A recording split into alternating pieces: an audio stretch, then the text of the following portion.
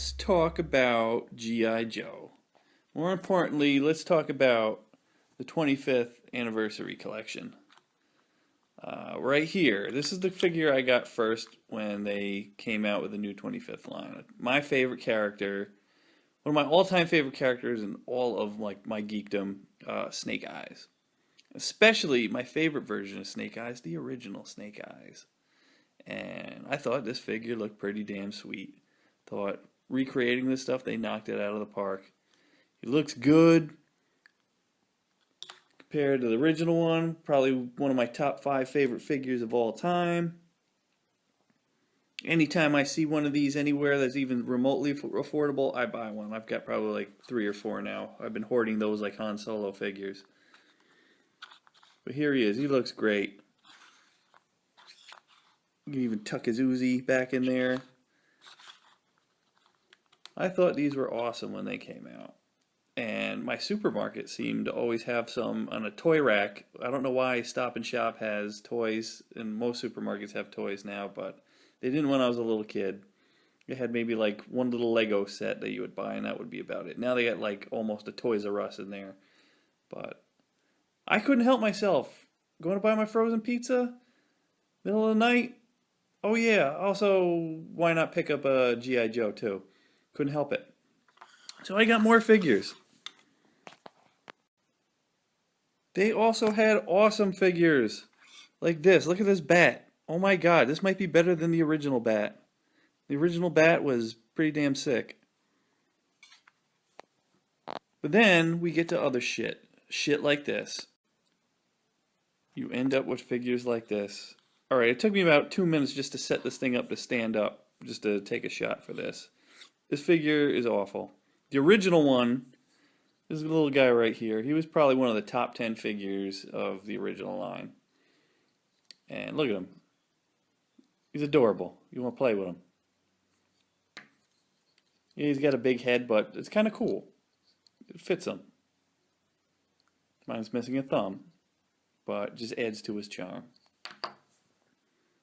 What the hell is wrong with this thing? It's got extra long legs. A weird hand position. This thing never stays on his head. Why didn't they just mold it to his head?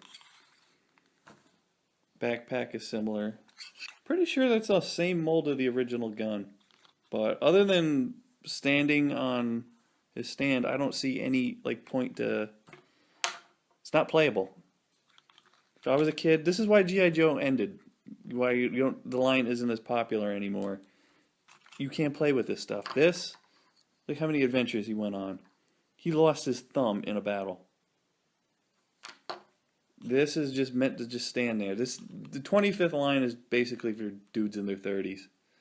And this is why I don't like modern figure collecting. Even though I bought probably 20 figures of the 25th line and 2 or 3 of the movie figures. I actually like the sculpt on this. This is a Rise of Cobra Snake Eyes. If I was like 8 years old and I had this, all these pieces would easily get lost. And as far as the playability, all these, it's kind of neat that they put like little belts and webbings and things all over them that you can take on and off. But it just really like restricts them and kind of kills the playability of it.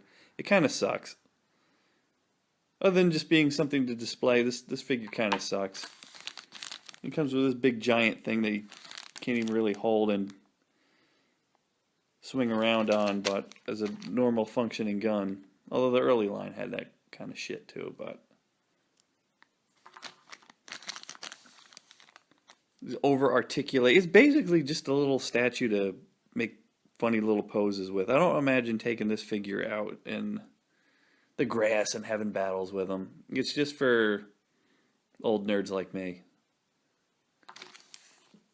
But there is hope. This is a Force Awakens Luke, and here is an original Empire Strikes Back Luke.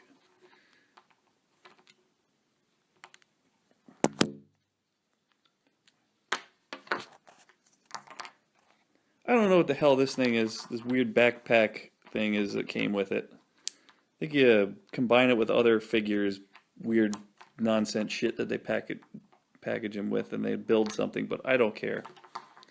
Basically, you just want a Luke figure, and I didn't buy very many of the Force Awakens figures, the new stuff. But since this is my original Luke, but this is one of the first figures I've ever bought of anything, I figured I had to get a new Bespin Luke. At least they got rid of all the over-articulated shit. But, you know, they sculpt these things with computers now, and it does not look fun. This looks adorable. You wanted to play with. He's like your little buddy that, you know, you'd carry around in your pocket and stuff. This, I still don't imagine kids wanting to play with this. It was made for me, a dude in his 30s. And good or bad, I don't know. Kenner has, or Hasbro has no problem selling these things, but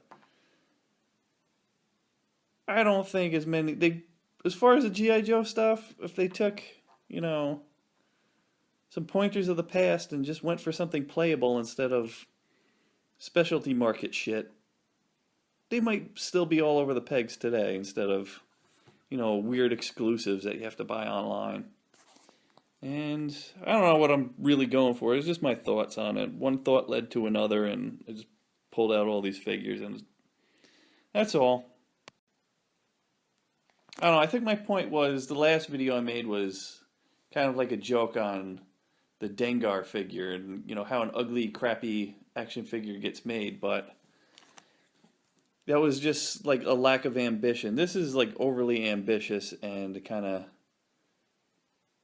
not as good in a different way. It's an ugly figure. It's an ugly figure that tried too hard, whereas Dengar that didn't try at all. So, I think that's what my point is. There's two sides of the coin for making, you know, bad action figures. I'm fine with swivel arm battle grip and a head that goes up and down. Yeah. Uh-huh. Woo. I don't think adult collectors like me actually play with figures anymore, even though I think we all tried. Just that kid-like magic in your head just isn't there anymore. I have seen people do like really cool photo shoots and dioramas and stuff, but basically you're just setting them up and posing them. You're not really playing with them. And that's what they're really good for, but as far as being made for kids, I really don't think so. The over-articulation, what do you do with that? Half the pieces will fall off. The new Star Wars figures were at least trying to be playable, and the other side of it is the Black Series where they over-articulate. That's for the people who just want to, most of the time they don't even take them out of the box, but the people who just want to, you know, set them up, make dioramas and things.